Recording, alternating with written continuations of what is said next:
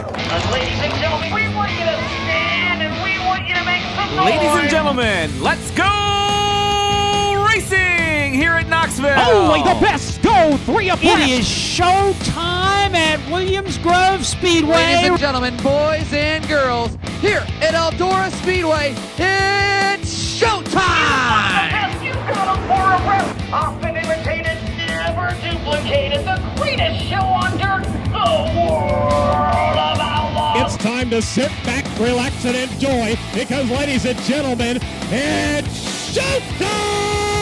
Set to do battle for 30 laps. The green flag is waving. Hello again. It is Wing Nation presented by Sage Fruit. Talking sprint car racing, our favorite time of the week, and we are so glad that you have joined us. Steve Post and my co-host, Erin Evernham. Hello, Erin. How are you? I'm doing well. How are you? I am fantastic. You know, there's this periods of life in our NASCAR lives or in all of our lives, you know, where this is a good stretch of races. This is a good stretch of races on the NASCAR side. Yeah. Darlington was great. Kansas was great. Home for a few weeks with North Wilkesboro and Charlotte, and really, really cool. So everything is well in my world. How about your world? It's really well. You know, as you know, and spent time with Ray. He was the Grand Marshal of Darlington race, so that was fun for our family. And Kate and I were at a horse show, and I competed for my first time. Yes, how'd you do? I finished second overall out of 2. Top 2 finish. Leave the out of 2 off. Yeah, Leave well, I was going to, but you know, I like to a little self-depreciation. But it was really fun. It was neat to try something different and to be able to share it with Kate. And my mom flew down for the weekend, so nice. Yeah, it was a great Mother's Day weekend. Mother's Day weekend, good times. That's for sure. 3 generations. Yep. Having a good time a at the little different horse type show. of horsepower. Yeah, a little type of horsepower. Yeah, it's a little bit slower. Yeah. It's funny, just a quick story. The first part of one of the competitions, you have to start cantering, and the pony didn't really want to go, and I didn't really have her prepared right, so I ended up losing my stirrup, and I just stopped. I just laughed and put my foot back in. So then I was kind of frustrated, and I asked to canter the other way, and I got her to go right away, and we were like galloping. And Kate's trainer, who is obviously my trainer as well, was like, "This is not a race, Erin. This is not a race." I'm like, "But it's fun to canter fast." She's like, "Oh gosh, once a speed." Where's the cushion? Where's the cushion? Yeah. You I'm know, like, no, slow's boring. Yeah, that's awesome. She's like, that's "Yeah, but fun. it doesn't look that pretty." I'm like, "I don't care. It's fun." Yeah, exactly. What was my lap times? Yeah, what exactly. were my lap times? Yeah. Can I cut someone off? Yeah. Great stuff. Oh gosh, that's really cool. That really is. Fun. It was Darlington Throwback Weekend, and we had some throwbacks that related to sprint car racing. Mm-hmm. I love this one. I even love the way they presented it. Chase Briscoe's car. Chase actually had his dad, and he showed him the diecast car. On the hood of this car, all of the drivers that have driven for him, and Aaron.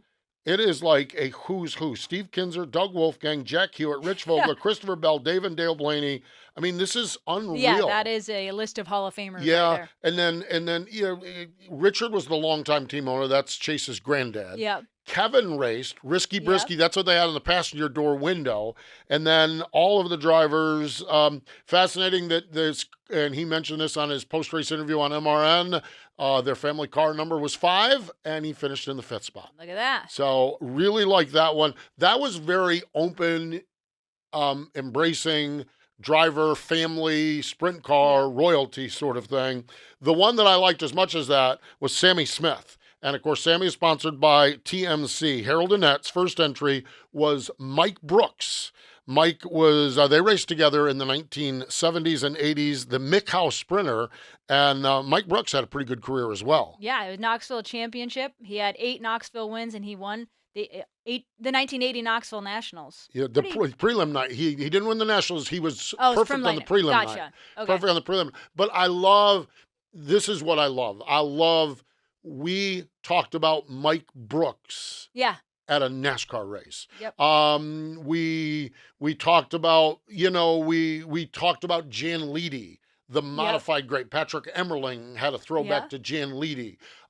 We talked about late model stock racer here in the area, Deke McCaskill. Todd Gilliland had a throwback to his first win where he beat Deke McCaskill. I love the cross-pollinating. Yes. the Kyle Larson Kellogg's car was the winner. That was. That was the winner, hands down. Terry Labonte in a fire suit. That was the winner. But to me, the winner is getting to talk about Mike Brooks and Jan Leedy and Deke McCaskill, and it goes on and on. Yeah. That is just such a fun part about Throwback Weekend. So really, really good stuff. There was sprint car racing as well, although none in central Pennsylvania. That was depressing. That really was. I was like, okay, Friday. All right, we got Saturday night. And I was like, now Saturday's canceled. Because, I don't know. It just wasn't. Okay. High Limits, Kubota High Limit Racing, they did get a chance to race. Friday night, Burlington, Iowa. Okay. It was Brad Sweet. What a finish this one was, Erin. It really was. The margin was 0.01, 12, I don't even know how to say that. 12 thousandths, right? 12 one-thousandths. Yes, I think it is. Yes. Yeah, that would be right. I mean, I do have an engineering degree, but why would I know how to say that anymore? But it was an amazing finish, and that was a nonstop 30-lap feature, too. Yeah, so for the Big Cat, it was his third straight win, fifth career high limit win. It was Brad, James McFadden, and Brent Marks on the podium. So Brad's riding a 3-race win streak when they rolled down to Tri-City Speedway in Pontoon Beach, Missouri. I said Missouri, but it's Illinois. It's Illinois. Yes, it's Illinois. Missouri in my notes.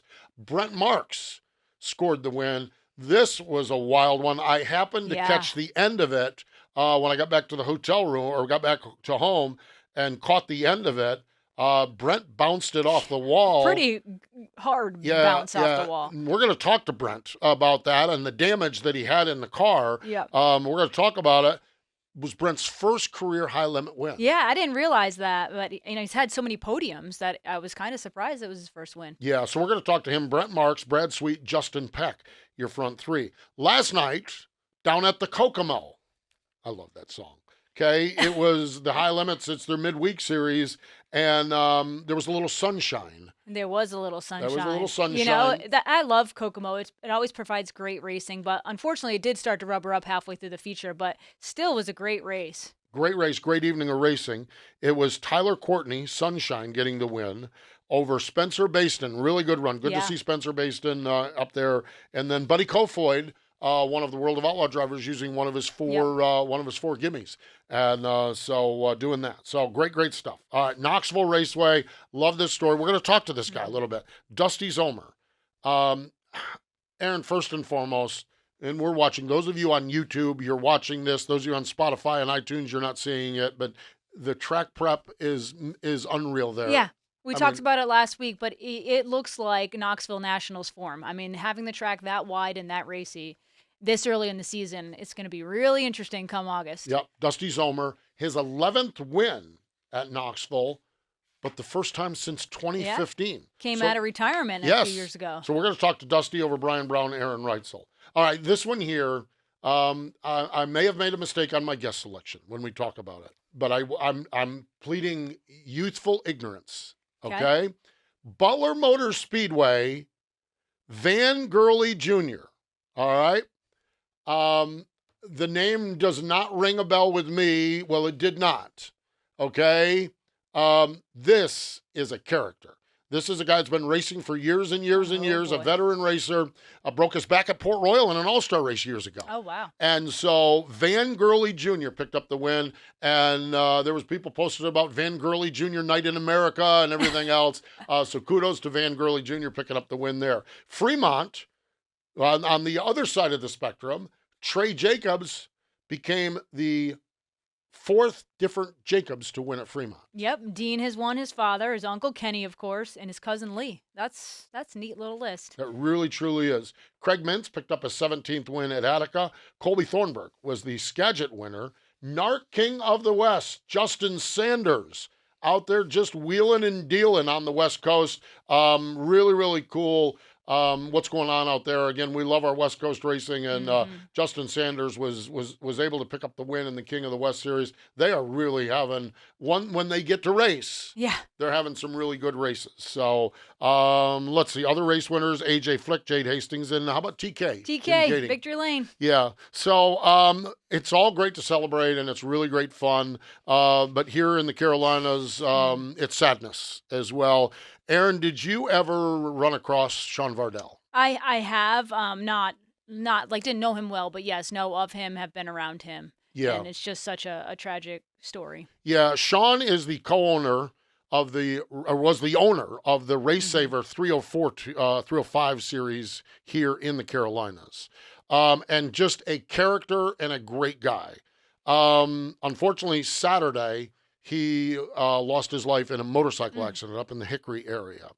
And the Carolina Sprint Tour, such a great bunch of racers. Sean has worked so hard to build this. And, I've talked about this. I've been a homer for the Carolina Sprint Tour. I love what they're doing. And a lot of that was Sean's passion, his energy for it. Series is going to continue. They have a race on Friday night at Carolina. On Saturday night, his number was 86. They're racing for $1,086 at Harris Speedway on Saturday night. Sean was 38 years old and survived by his young daughter, Veda. And our hearts, prayers, thoughts and prayers go out to everybody, Veda specifically, but then everybody in the Carolina Sprint Tour community. You just hate it. Sean was so full of life. I think if I'm not mistaken, they're working on a memorial service or funeral service at Millbridge. I did see that, yes. They're actually trying to erect a huge tent on Sunday is what they're yep. looking at. Sean is just everybody. You met him. You spent any time with him. Like the first time I met him was at the Casey Kane flea market. Yeah. And we got talking over beers, and it was just like, man, I don't know who this guy is, but he is really cool.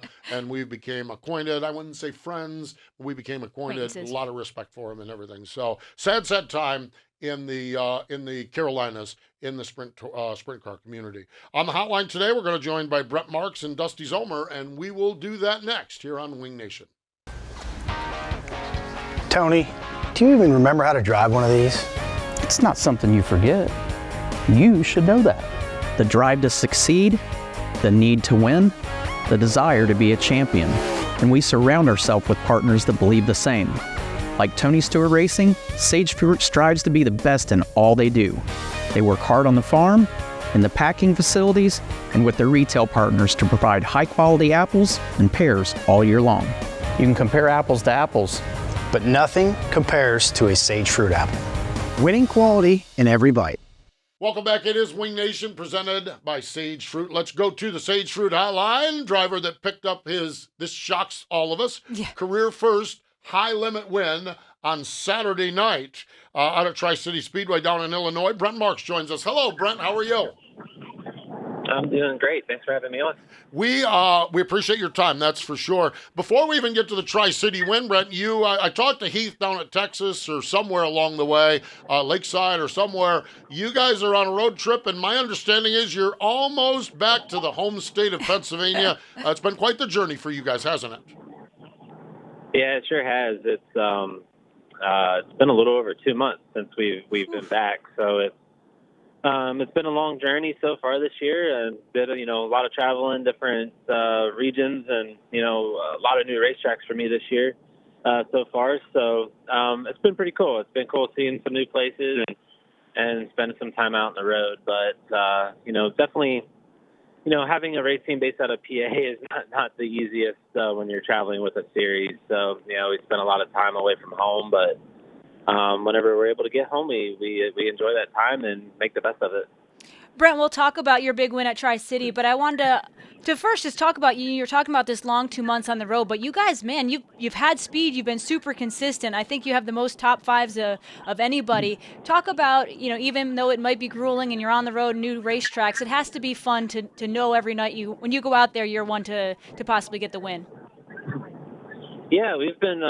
I've been really proud of this whole team this year, and our consistency is really good, and we've been struggling a little bit with handling in the car, but that's the thing. We've been kind of off and still anywhere we're podium, 4th, 5th, 6th, 7th place car. So we've been in the hunt and in contention for a lot of wins this year, and been able to capitalize on 3 of them. Obviously, we want that number to be up a little higher, but we're getting there. We're making progress on our car and the feel that I'm looking for in it. We're still kind of learning the new tire that came out last year and trying to get the feel that I want in the car back to what it was, in 2022, and they changed the wicker bowl rule this year, so played a little bit of a challenge to us come feature time. So we've just been working on our car, and we've been really good this year. So we're just looking to be just a tick better to grab more wins. But all in all, we've been good and been really proud of this whole team. Brent, you mentioned the wicker bill, okay, and the next time I drive a sprint car will be the first time, okay. So when you win the Sprint Car Hall of Fame, when I win the Sprint Car Hall of Fame sprint car, Erin we're going and I racing. We're going racing, okay. So the next time I do, and to me, can you describe how different it is, and is part of the challenge just how tough the competition is, that even a small change could be a big change? What have you learned about this with the different wicker bill on it now? Yeah, I mean, it makes a big difference in the handling of your race car. Not so much, whenever we have, tracks that have a lot of moisture in it or, very tacky, but whenever, a track slickens up, I mean, if you go from a 1-inch to a 2-inch, you're looking roughly about 600 pounds of extra downforce. Whenever you remove that extra inch from the wicker bill, I mean, you're losing a ton of downforce on your race car, and it just, roughly around 600 pounds. I mean, that's a lot. So that changes the whole dynamic of your race car whenever the track gets slick, and you just have to do different things to accommodate for that, and it's difficult. You don't realize how much of a change that really makes until you have to do it. So, we've learned a lot this year so far with that, and what we have to do differently to our race car to accommodate for that change, and we're getting there with it. We're just not quite 100% there, like some of these other guys. I honestly thought, the wicker bill change would play in our hands a little bit more than other guys, but honestly it hasn't, and I feel like, it's played into more of their hands. Like Tyler Courtney and Brad Sweet and, Gravel, they're all really good right now, and I feel like it really played into their hand more than anybody else. So, it's just, it's crazy to think that 1 inch on a, piece of aluminum is going to make that big of a difference, but it does. Brent, I'm assuming it makes more of a difference on the bigger high-speed places like Volusia or some of the bigger tracks you've gone to this year, but does it make a big difference on the smaller tracks? When you talk like, Hobstadt or even Kokomo, can you notice a difference without that 1 inch? Yeah, I think it does all around. Yeah. The little quarter-mile bull rings, I don't think it's really making that big of a difference. We just don't have enough wing speed on those little tracks. But, definitely your 3/8 miles, your half miles, it's making a difference, and it's making the cars more uncontrollable and harder to drive, and which was obviously the goal. But when you go to make passes on other cars, it makes that even more difficult. You have to, what I've learned is you got to be pretty much right on their rear bumper to complete a pass cleanly.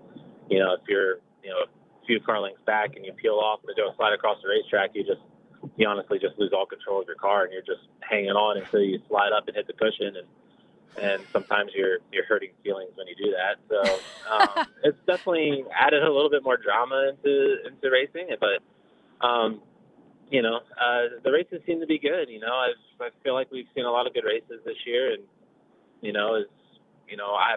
I like the bigger wicker bill better, but but other than that, I think the racing's been good. So it's been a challenge, but we're having fun at it, and we're working hard to keep our consistency rolling and keep contending for wins. So we had a bad night at Kokomo last night, and just it was my first time ever there, and I figured that we'd be a little bit better than what we were, but we just weren't able to work our way up through there in the feature. So all in all, besides last night, we've had a really good year. So I'm just looking forward to future races here, and more opportunities to contend for wins. Yes, indeed. Let's talk a little bit about that win on Saturday night. You talk about how tough these cars are to drive. Well, you massaged that wall in turn number 4 before that final run to the finish. How bad was the race car? How much damage? And just prior to that, how did the race kind of go? And surviving there to the end. Well, I will tell you that concrete still doesn't move. Yeah. So, but no, I got really tight on the cushion there getting in. The track had some holes in it, so it was a little rough around the top, and I just got really tight, and I couldn't get the car turned enough, and I was staying in the throttle to try to keep the wheels spinning to get the car to turn, and I clobbered that wall, and but we broke the top straps on the ladder and bent the wheel hub and knocked the rear end all out of square and all that good stuff. So that is enough damage for that. So that extra $2,500 or whatever it was for the dice roll. Oh yeah. I spent that already. So but, Spent that when you hit the wall. We were just fortunate to hang on for that there, and breaking the straps on the Jacob's ladder like that and bouncing around in the ruts. I mean, it was hard to hang on to, but she held together for me and pulled off that first high limit win. So I've been really wanting to get, obviously I want to win as much as possible, but getting the high limit win just meant a lot to me. It just feels like we've been in contention so many times since the series started, with the midweek series, and then even for the first time nationally this year. I've been in contention so many times, and something just reached out and bit me to keep us out of victory lane. And I just was really happy to get that win. And it seemed like we can win everything else under the sun except the high limit race there for a while, but we finally got us one. So you got finally got the high limit win, and now you're heading back to New York State this weekend, but then to your old stomping grounds in Pennsylvania. How nice is that to now have that little bit of momentum in tracks that you're familiar with after you've been going to some new ones? Yeah, it is nice, get back to some, familiar racetracks and, places that we feel comfortable at, more comfortable at, I guess I should say. And, I'm excited, get to race in front of our hometown crowds again and, just get to racing back in Pennsylvania. So it's always fun racing in Pennsylvania. And even when we do get to travel up to New York, I've always had fun racing up in New York, and, they're very challenging racetracks up there, which, that's what I think is fun. And, so I'm excited, and like I said, earlier, I've seen a lot of new racetracks this year. So that's, so it's been a challenge, the first couple months here to really get comfortable at places you've never been at before. And, you're trying to build consistency and making on the race car from track to track. And when you're at places that you're not familiar with, it gets difficult, and you're trying to make the best educated decision to try to go out there and win yourself a race. And, when you've never seen a place before and you don't know how the track reacts or, how it changes throughout a night, you're kind of blind, you don't really know what's going to happen. And you're just, like I said, trying to make the best educated decisions. And there's been times this year where we didn't do that. So, we're getting back to tracks that we're familiar with, and even, from here on out, the rest of the schedule, I've been at, I think, almost every racetrack. So, we kind of have that knowledge there, and, we can, be better because of that, and make better decisions and build consistency. And even though we've been consistent, we need to build consistency in our decision making and what we do to our race car, and get me more comfortable behind the wheel. So that way I'm more confident and go out there and win us some races. Brent, when you talk about the familiarity of racetracks, I always think it's neat, as I haven't driven in 20 years or not quite that much, but it's kind of neat, I think, to explain to listeners and viewers that some tracks there's like nuances that you don't know about the first time you go to, and they can be small, like where you enter or this corner has a bump. I think it's neat to dive into, have people understand how important it is to have experience and have a notebook at a racetrack and know how it is going to go throughout the night. As a driver, it is more challenging than maybe it seems from a viewer's point of view. Yeah, definitely. Every track dynamic is different. You have different dirt at each racetrack. They're not all the same. The banking's different at every racetrack, the shape of the corners, the length of the straightaways, obviously the size of the track. This track might have a section that is always, has a bunch of holes in it all. The racetrack that has big dips in it, not necessarily rough, but, you get in there and you get into that dip and, you bounce your framer off the racetrack and your car starts hopping across the track, and you got to change your driving style around a lot going from track to track, and how to accommodate those different changes. So and then you have some tracks that start out, it looks super wet but has no grip, and then the longer you race, the more grippy it gets. So you spend your whole entire night freeing up or loosening up your race car, and then you go to other tracks where you got to do total opposite. You start out super grippy, and then there's a lot of different tracks, characteristics, across the country, and that's what makes dirt racing so unique. Is nothing's ever the same. So, and then you go to some racetracks where you're pulling 70 tear-offs a night, then you go to other racetracks where you're coughing up dust for 3 days. So it's, there's so many different characteristics and, dynamics of racetracks across the country, and that's what makes it so much fun and so challenging. And, when you see these guys out there, racing in a series and, running top 5, top 10, top 3 every night, contending for championships, I mean, you have to have respect for what they do, because it's so challenging and so hard to do that successfully. And it's cool. I really enjoy it. I mean, I love going to different racetracks. It keeps it exciting and challenging. There's nights obviously I'm really frustrated and I never want to see this place again, but then we'll go back next time and we'll win the race or finish top 3, and I'm like, oh yeah, I like this place. But it's just the emotions of racing. Yeah.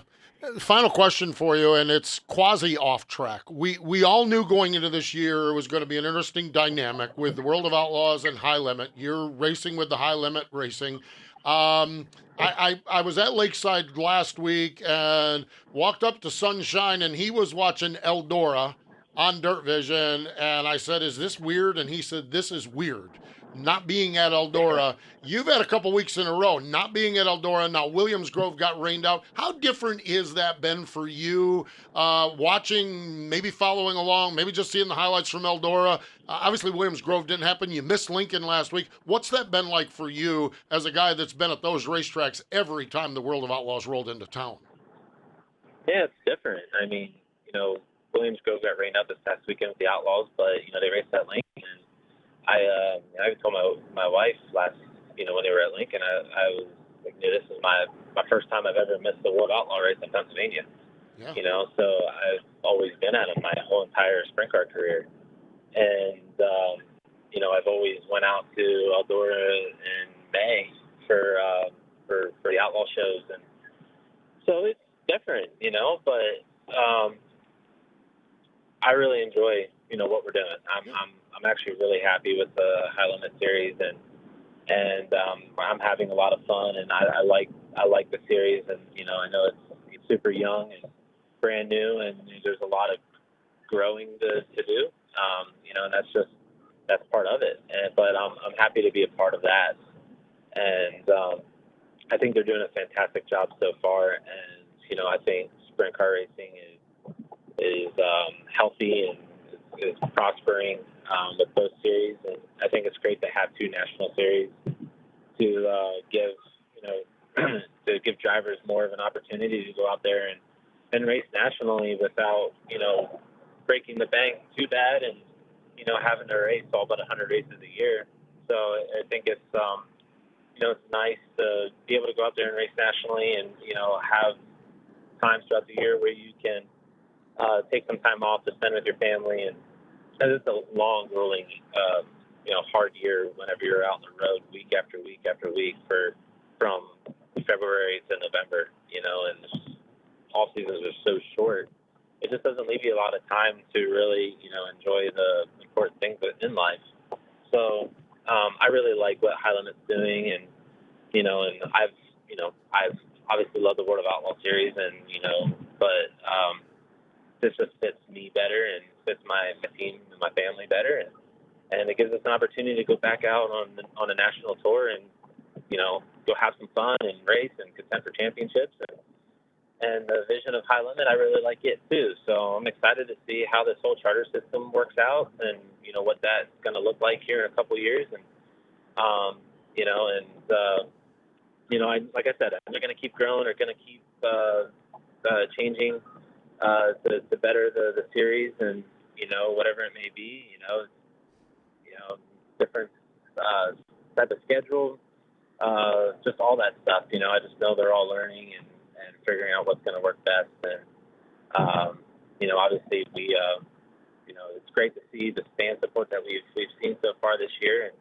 And we've had some tracks that are just absolutely packed, and then others that we're just we're hoping for a little bit bigger crowd. But it's going to take some time to build that. The Outlaws didn't become what they are overnight. It's taken them years. So they have the history behind them, and everybody knows the World of Outlaw series. But right now the High Limit series is just brand new, and it's going to take some time for everybody to know High Limit sprint car racing. So I'm just proud to be a part of it. I think they're doing a great job, and they're putting on great events, and the racing's been a lot of fun. It's been very very challenging, and it's cool. So they got a good product, and I'm excited to see where it takes us in the future. It really is. I just love that I sat around last night on a Monday night and watched Me sprint too. cars. I thought that was awesome. I really do. Beyond, hey, we're all Yeah, selfish. selfish. We're all selfish, but I do enjoy it. That's for sure. Yeah. Brent, it is congratulations on the win on Saturday night. Get back home, a little home cooking. We'll see what you have in New York and then at Port Royal next weekend. But thanks for joining us here this time on Wing Nation. Yeah, thank you.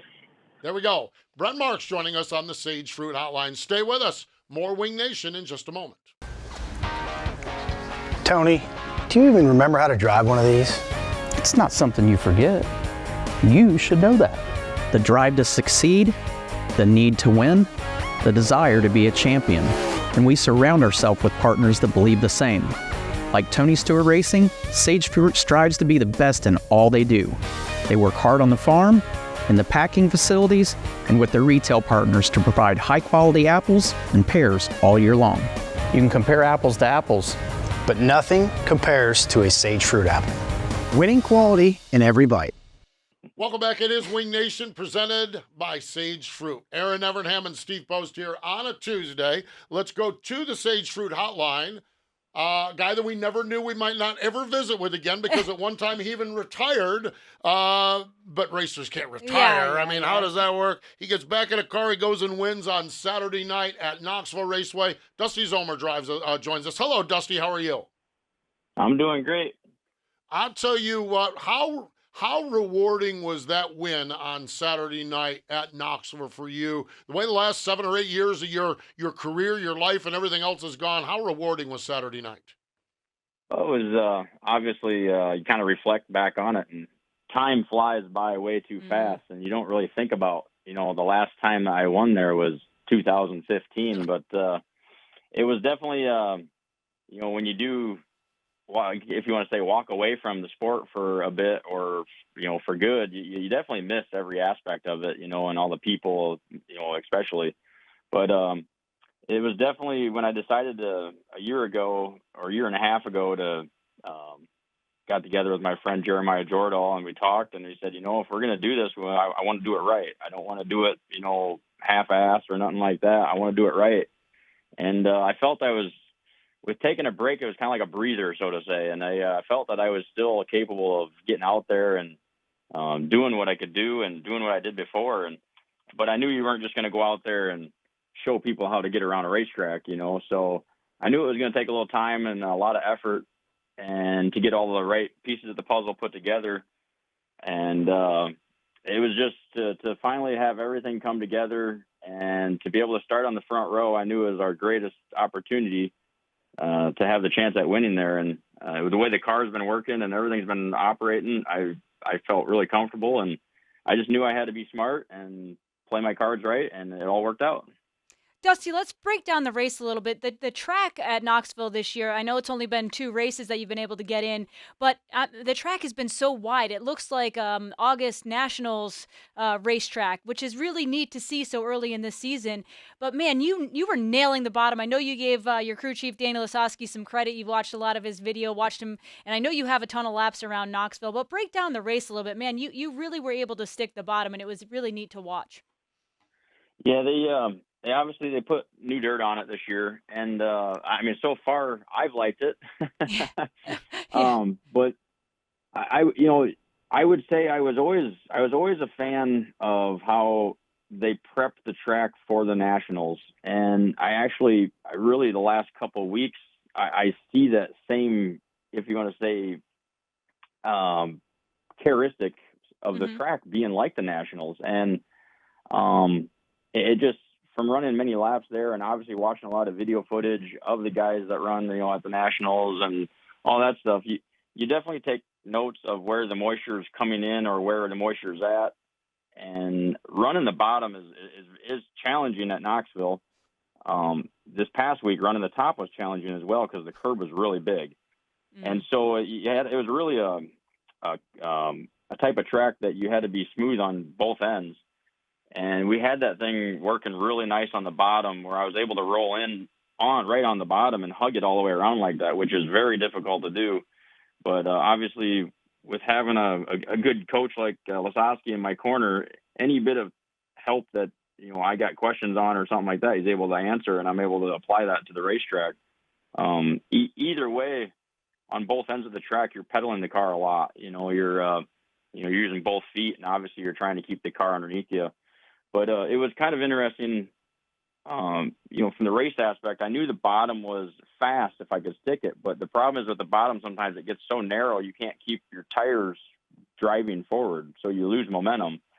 And there was a couple of times I saw Brown obviously pull alongside of me, so I knew he was obviously trying to rail the top and do the best he could to get a run to get in front of me. But before he could do that, I knew I had to change up something, and so I changed my line in 3 and 4 because I thought I was getting around 1 and 2 a lot better than 3 and 4 on the bottom. So I kept my momentum in the car and slid across the track. And I think Knoxville is obviously a bigger track, and you always talk about people getting in front of people to disrupt the air on their wings. And I think it did just that to him. And it kind of staggered him just a little bit where I was able to just continue to keep my momentum up and able to stay out front. Man, I'll tell you, the way that all races and the way that all works is always fascinating to me. I want to talk a little bit more about your owner, okay? You and Jeremiah, beginning of last year, you guys put this together. Was he a small team owner prior to this, or is this rather new to him? What all did he have when you two got started? I get if you're going to do it, you're going to do it first class, and that's where we all want to be. What was he before this? Was he into it? Was he new? Where was he at before this? So, it goes back to when I first started racing, he was a local guy from Madison, South Dakota. I was from Sioux Falls. They're 45 minutes apart from each other. And he was into some stock car racing. And, obviously I was getting involved in the sprint car racing. And we had some affiliated friends. And we just became close buddies and started hanging out. And he started helping me out on the race car. And then he started dibble-dabbling into sprint car stuff, some non-wing stuff himself to drive.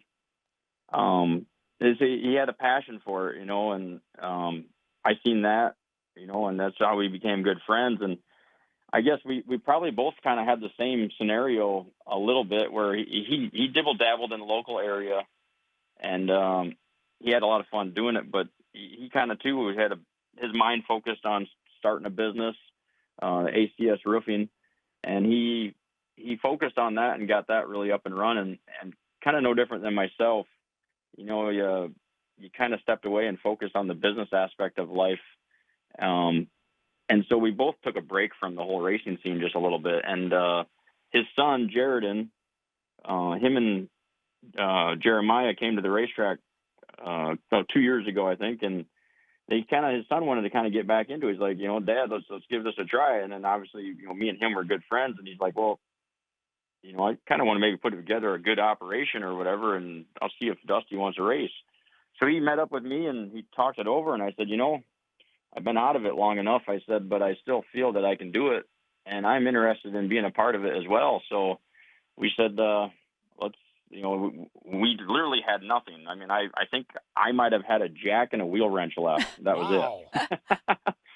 And he didn't have nothing either. We had both basically gotten rid of all our stuff. So the biggest challenge, it seemed like, when we were getting into it was around that whole COVID mess where you couldn't get nothing. Yeah. I mean, there's still lingering stuff that you have trouble getting still today, but you couldn't go out and, just jump in and order 5 new chassis and get them a week later. Or you couldn't go out and, order 5 new motors and get them a week later. So it was a heck of a process to actually find quality equipment that we wanted to get us on the track and start getting me back to the rhythm of being in the fast-paced racing, that's out there, obviously, and then getting back to that aggressive style of racing.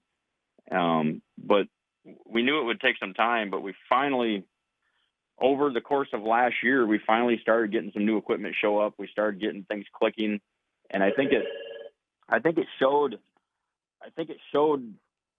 a lot with halfway through the year, right before the Nationals. We started running a lot better, and obviously making the A main of the Nationals as a first team back into it after so many years off. We went into this deal not really knowing 100% what to expect, but we knew we were capable of putting together something that was going to be rock solid if we could get it all to come together. But as far as an ownership side, Jeremiah's never really probably been on a stage like this, so to say, where with having a high caliber race team put together to go out and race at Knoxville. So he's excited just as much as I am that we were able to get this all to come together, and we're still building it. And that's the fun part about it, is it's not something that we just wanted to come out and do it for 1 year and then just disappear again. We wanted to make it a longevity, long-term situation and build off of it, because we both knew, being around it, that it was going to take probably a couple of years to get everything to come together. So I guess that's kind of the history behind it, just a little bit. And we obviously, with myself racing at Knoxville and Huset's a lot back in the day, I mean, obviously I'm comfortable at those tracks. So this year we really wanted to, really pick those 2 tracks to really get us back to the groove, especially after last year we raced quite a bit and I got back to being more aggressive, and there's still things that obviously we work on, but it's definitely exciting since it was our second race out and we were able to go around Knoxville like that. Definitely exciting moving forward. Well, your opening night was a podium finish as well, so you finished 3rd there, and I was going to follow up with it, and but you kind of answered that. Knoxville and Huset's is the game plan for this year, correct? Yeah, on a regular basis, that's our game plan. And then when the Outlaws and the High Limits are within the area or whatever, and we have time for it, we would definitely want to hit them up or whatever. Basically what we have is a team of guys, and that can be half the battle too sometimes, is getting crew guys around to work on it all the time. And it's because everyone has the day jobs on the team, and it has been a challenge sometimes, but we end up getting it all together and making it work and making all the schedules work. And it's easier when the guys work Monday through Friday. It's easier to race on the weekends, but we definitely want to hit up some midweek stuff as they get closer this year, and just keep making laps and just keep bettering our program, and getting our program to where everything is identical. It's the same from one car to another. I mean, I kind of was talking about it earlier. It was tough to get stuff last year.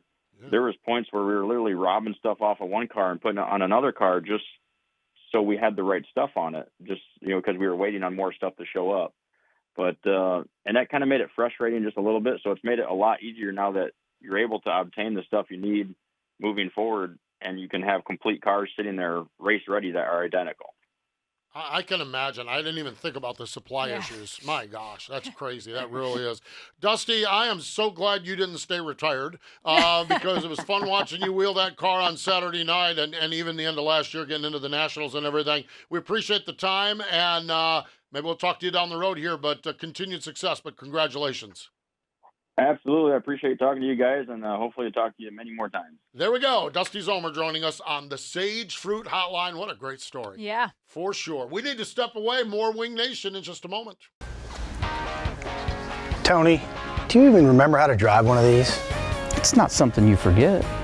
You should know that. The drive to succeed, the need to win, the desire to be a champion. And we surround ourselves with partners that believe the same. Like Tony Stewart Racing, Sage Fruit strives to be the best in all they do. They work hard on the farm, in the packing facilities, and with their retail partners to provide high-quality apples and pears all year long. You can compare apples to apples, but nothing compares to a Sage Fruit apple. Winning quality in every bite. Welcome back. It is Wing Nation presented by Sage Fruit. You know, I love Dusty's story. Dusty Zomer, we just talked to him. I love his story. Reminds me in some degree of Mark Dobmeyer. Yeah. In that when they decide to do something, it's calculated. It's risky because we're going to jump in with both feet. Yeah. But we're going to control things. We're going to put together a good operation. I remember Mark told us that, you know, not only did he buy a house, but it had to have room for a race shop all at the same time. Yeah, he did it all at once. But listening to Dusty, you know, you've been there, you've done that, you've stepped away from it a little bit. If you're going to come back, you don't want to come back. You want to come back good. You want to have the right equipment and Right. And to partner with Jeremiah, and then midway through last year, this guy named Danny Lasowski becomes available. Yeah. And what a great what a great wealth setup. of knowledge to have with Yeah. you. You know, not just mechanically, but driving. Driving When you're wise at and everything. Knoxville, yeah. And I love, he said, we're trying to get all the cars equal. That is Danny Lasowski 101. Yep. You know, I mean, that is great stuff. So, fun stuff. Great to catch up with Dusty. And, of course, great to catch up with Brent Marks as we do on a somewhat regular basis. National Sprint Car Hall of Fame and Museum birthday calendar later this week. Bob Swikert, Pat Sullivan, Paul Hedrick, Hooker Head would have had a birthday, Shirley Keir, Bill Vandewater, Russ Garnett, and Thursday would have been the birthday of 2005 inductee Ray Tilley, an original member of the Pennsylvania posse, but started racing in South Carolina. Makes all the sense in the world. Yeah, exactly. 1956, he was the Myrtle Beach track champion. Man, Myrtle Beach track, that makes me sad. Yeah, it does. It really does. That was a great racetrack down there. He also wanted a mile track at Rockingham and some other tracks down here. He was in the military service during that time period, serving down here in the Carolinas. Went back home in 1962, and Erin, I am telling you, in the late 60s, batting down the hatches. Yeah, 65, he had 47 wins. In 66, he had 42 wins. Then 14 wins, 25, 27. That's pretty stout. Yep. 1971, he had an accident that ended his career. 10 championships, 181 wins. I think he passed in 2011, if I'm not mistaken. I didn't write that down there, but I think I saw that in the notes.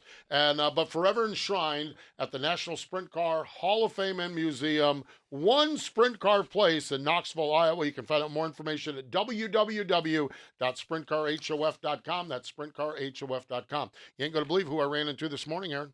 Who'd you run into this morning? I'm stopping. I am addicted to unsweet tea at QT. Oh. Okay. Walk in there, and a guy looks and does a double take. And I see the double take at the corner of my eye. And he said, I can't believe I see somebody with a Kistler Racing shirt. Dave Blaney. Oh, very Dave cool. Blaney ran That's into the neat. Buckeye Bullet. I said, what are you up to? And he said, World of Outlaws is Sharon on Saturday night. Oh, nice. So there could be your World of Outlaws. You might have been spared in the central part of the state. You went over there to Lincoln. You may or may not have been spared in the central part of the state. Your work in Pennsylvania is not done, though, because there's a Buckeye Bullet waiting in the weeds up there at Attica, or at Sharon. Sharon. World of Outlaws, Friday night at Attica. I say Attica. I cannot wait for this. Yes. Attica and Sharon. Kubota's up in your old stomping ground. Yeah, or the Outlaws. Kubota High Limit Racing is up in your old. Yep. Outlaw Speedway in Dundee, New York, and New Utica Rome Speedway in Vernon, New York. That's my first place I ever raced a sprint car. Really? Yep. Cool stuff. That's for sure. One I'm going to watch tying in with the Kubota High Limit Racing is Port Royal. They were supposed to run Fonda Saturday night. That got canceled. I have a hunch that Port Royal Speedway on Saturday night. It's not too far from Utica, Not Rome. too Yeah. far from Utica, Rome. And next week after that is the $75,000 to win Weikert Memorial. Yeah. I would guess that there is a tune-up session for a lot of the high-limit racers at Port Royal. I would agree. Yes. IRA bumper-to-bumper sprints, Plymouth Dirt Track in Sheboygan and Angel Park, historic Sun Prairie, Wisconsin. And take two, it's going to happen this time. I'm literally bonsaiing home from Darlington like, man, maybe I can catch the A-man at Huset's. And then I had to stop, take a pit stop, and I see where Huset's is rained out. Yep. Back the pace off. There's no sense of getting any speeding tickets. Huset's has been rained out, so we'll take two this Sunday night for Huset's. You can follow all of our social channels. All of these programs are on YouTube. Follow along. Spread the gospel. Spread the word. Tell everyone that you watch Wing Nation on YouTube. You can subscribe and share to all of your social media platforms. We're on Twitter. We're on Facebook. Doing a little bit of work on Instagram. Krager's putting some stuff on there that's looking really good as well. We do appreciate Brent Marks and Dusty Zomer for joining us. More important than all of that, though, thank you for joining us this time on Wing Nation, presented by Sage Fruit.